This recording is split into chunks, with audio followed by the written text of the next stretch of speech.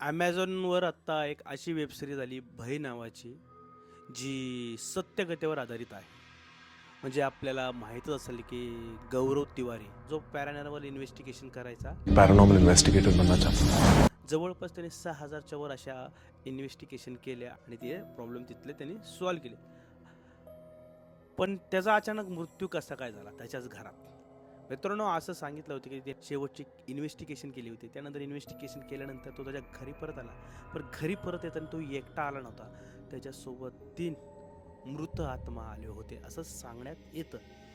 आणि त्याच्यानंतर त्याच्यासोबत खूप वाईट गोष्टी घडल्या. तो डिप्रेशनमध्ये गेला आणि त्याच्याच बाथरूममध्ये त्याने आत्महत्या केली असं सांगितलं जातं.